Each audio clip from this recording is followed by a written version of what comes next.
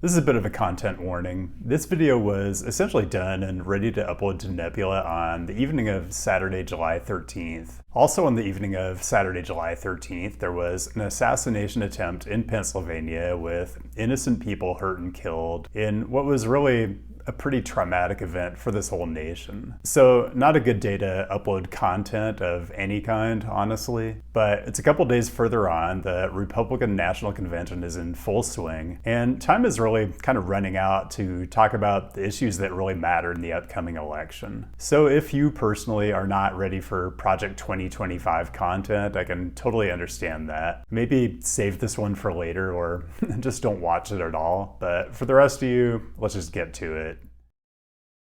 Slashing fuel efficiency standards on motor vehicles, redefining public transit as just Uber, prioritizing any and all legislative support for the single-family home. I wish I could tell you these were the worst ideas in Project 2025, but it gets so much worse. Just an incredible assortment of idiotic policy proposals that seem designed to wreck our cities. And we're going to talk about all of it coming up next. This is CityNerd, weekly content on cities and transportation. Viewer-suggested topics always welcome. And I'd already been contemplating doing something about Project 2025 for a while now because it's atrocious, it's stupid, but it's also funny in a very dark way. And recently, there was a groundswell of support from people in my Patreon Discord to do something on this, and I'm not above being persuaded by Family Guy memes. So this is a tricky one. On the one hand, if you watch this channel, I figure that means there's probably a lot of stuff we already agree on. Plus, it's hard for me to imagine there are still people who are on the fence about this election. But you only have to look at Twitter or like the front page of the New York Times to see people spending more brain cells complaining about the minutia of the Democrats' campaign tactics than they do on what the actual stakes in this election are. I mean, it's totally fine to worry about the horse race, but it's also a bit like fretting about the leaky faucet in the bathroom while there's a 5-alarm fire ripping through your neighborhood. So I'm going to basically spend this whole video laying out how damaging it's going to be to our cities, and particularly transportation, if the Republican candidate for president wins the November election. But I can already hear the complaints of, well, Democrats campaign on fear and they fundraise off of all the bad things they say will happen if the other side wins, which, by the way, are true things, and Democrats would be stupid not to campaign on them. But I do want to point out that there's an extremely positive case that can be made that the Biden administration has been very, very good on a lot of the things that a lot of us care about. And that isn't what this video is about, but it's definitely something that just doesn't get talked about enough. For today, I'm only talking about the city and transportation aspects of what's in the Project 2025 document, and I think we're going to agree that those things are largely very bad, but it's just a small piece of what's in the overall document, which is full of all sorts of super enlightened stuff that's definitely aimed at making this a better country and not a Dark Ages white Christian nationalist ethno-state. But I'm not going to talk about any of that. You decide if it's important to you. Okay, let's get into what Project 2025 actually is. The document is actually called Mandate for Leadership, the Conservative Promise. Maybe Conservative Threat would have been more accurate, but either way, I find the actual title of the document a lot more ominous than Project 2025, which is really kind of anodyne. The document is from the Heritage Foundation, which was founded in the 1970s and quickly became very influential in the Reagan administration. In fact, in January 1981, right at the outset of the Reagan presidency, the Heritage Foundation published a document called, take a wild guess, Mandate for Leadership, which was a comprehensive set of recommendations centered on important policy goals like cutting taxes for rich people and gutting pesky environmental regulations. Well, over half the document's recommendations were implemented in the first year of that administration, and the Heritage Foundation has only grown more influential since then. All of this is to say, this isn't a new thing, but as you're going to see, it's just a lot more insidious now. Okay, one more thing to address before I get into what's actually in Project 2025, which is that the guy it's aimed at claims ignorance about all of it. Certainly, you can decide whether to take this at face value or not. I mean, the guy does have an immaculate track record of scrupulous truth-telling, but if you're really wondering whether he actually takes recommendations from ultra-conservative think tanks, I'd urge you to consider not only who he nominated for the Supreme Court, but the 230-odd other federal judicial appointments he made, and where he got that list of nominees from. Okay, let's get to the actual document, which is a 920-page opus that's just chock full of brilliant ideas. And I just have to share the opening call to action. We want you. The 2025 Presidential Transition Project is the conservative movement's unified effort to be ready for the next conservative administration to govern at 12 noon, January 20, 2025. Welcome to the mission. By opening this book, you are now part of it. Like, they just open with a curse. The document has separate chapters discussing in detail all the specific actions the incoming administration should take in order to make every department and agency in the federal government immeasurably more useless. I mostly want to talk about transportation here, but let's hit the chapter on housing and urban development really quick because it crystallizes a big theme that runs through this whole document, which is the idea of getting rid of competent administrators and replacing them with partisan hacks. I mean, political appointees. It would be totally comical if it weren't so serious. I mean, think about your own job. Were you hired because you had beliefs that were sufficiently extreme so as to please your superiors? Or were you hired because you were actually qualified to do the job? Well, Project 2025 doesn't work like that. Actual policy recommendations? Congress should prioritize any and all legislative support for the single-family home. Not really shocking at all. And then within the same paragraph, American homeowners and citizens know best what is in the interest of their neighborhoods and communities. But also, a conservative administration should oppose any efforts to weaken single-family zoning. So citizens should decide what's best right up until the moment that they decide on something we don't like. Got it. All right, let's go to the heart of what I want to talk about in Chapter 19, the Department of Transportation.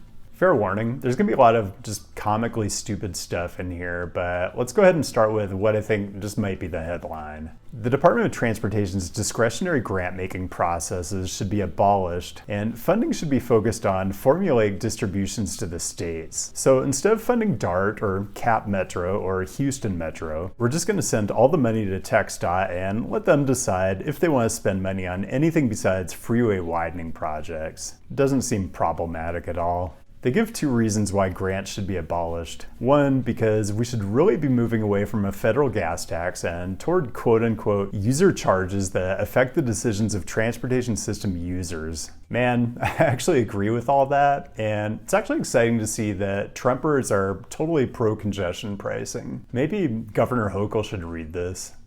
Second, if funding must be federal, it would be more efficient for the US Congress to send transportation grants to each of the 50 states and allow each state to purchase the transportation services that it thinks are best, which seems reasonable as long as you don't think about it too much. But the reality is there's a huge mismatch between where the political power is at the state level and where the actual population and economic productivity are, which is our big metro areas. You see this all the time in transportation decision making in every state, whether it's Texas or New York. And federal discretionary grant programs like what we've had under the Biden administration are just one part of rectifying that mismatch. I guess you could argue that there's no federal interest in making sure our cities, which are disproportionately responsible for the economic might of the nation, have appropriate transportation investments, but I've never heard a credible version of that argument. Let's go to a couple other things in this document that are just absolutely crazy making.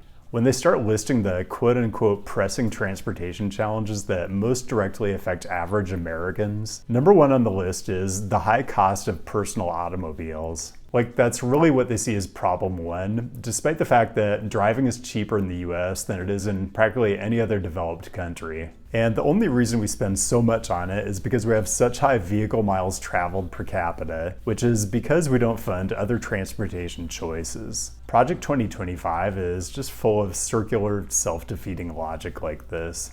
The language they have around equity, like acknowledging that transportation benefits and impacts tend not to be distributed in a just way, is pretty atrocious, and the hostility toward the whole concept of carbon emissions is as well, although it's not surprising, I guess. Safety. Project 2025 has a completely different conception of what transportation safety is compared to, people who actually study this stuff and know what they're talking about. Like, one tortured argument they make for why we should be rolling back regulations to make cars less expensive is because we want more people to buy more new cars because newer cars are safer.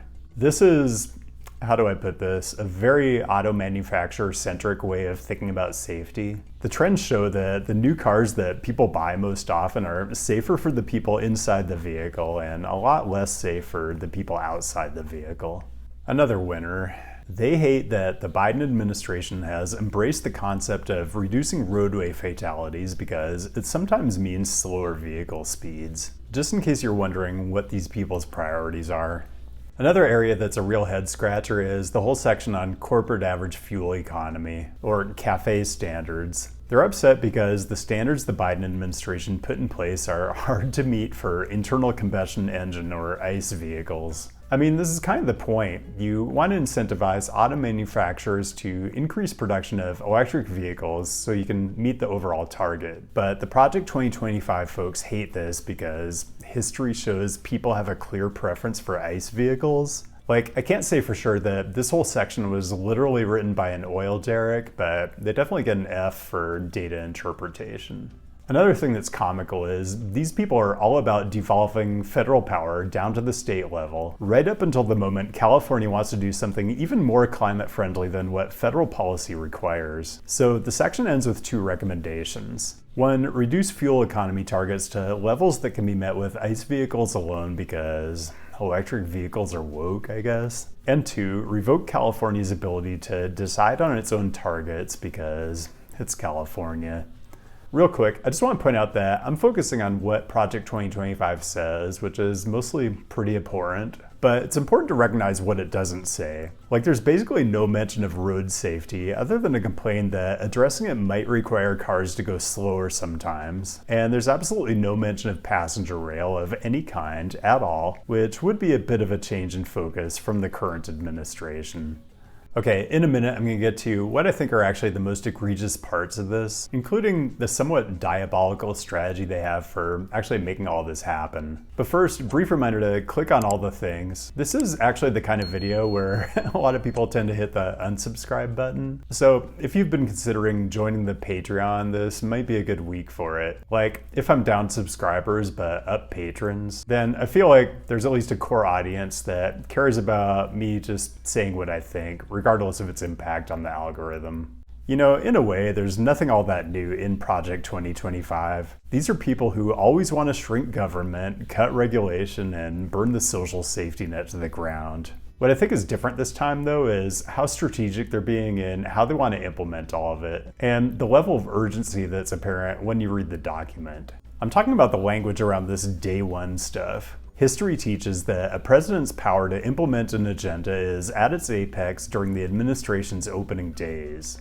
We are forming agency teams and drafting transition plans to move out upon the president's utterance of "so help me God." Like, you might have heard Trump say he plans to be a dictator on day one and, I don't know, like a super normal dude after that. Probably not a coincidence. It's funny though, I feel like trying to jam a bunch of policy items through in the first 24 hours is kind of another way of saying that if we do it slower and the American people actually see what we're up to, they're not gonna like it. It's really just a bald admission that your ideas are unpopular.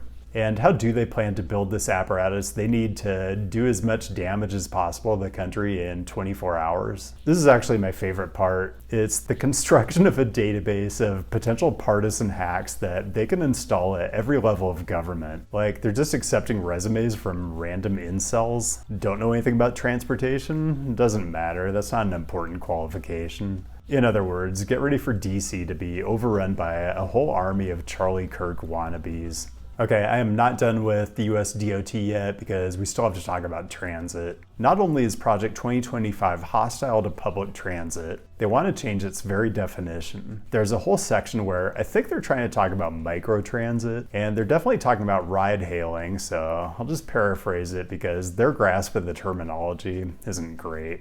Micromobility, ride-hailing, and autonomous vehicles can alter the nature of public transit, making it more affordable and flexible for Americans. Unfortunately, DOT now defines public transit only as transit provided by municipal governments. A better definition of public transit would be transit provided for the public rather than transit provided by a public municipality. So public transit just means transportation that the public uses. Seems fine. Can I just say, there isn't a single one of the world's great cities that could ever function adequately without public transit. Yet Project 2025's utter disdain for transit is palpable throughout Chapter 19. Transit investments mean, quote unquote, throwing good money after bad, so the best course of action would be to remove federal subsidies for transit spending. It's like these people have no understanding and not even any curiosity about how cities actually work.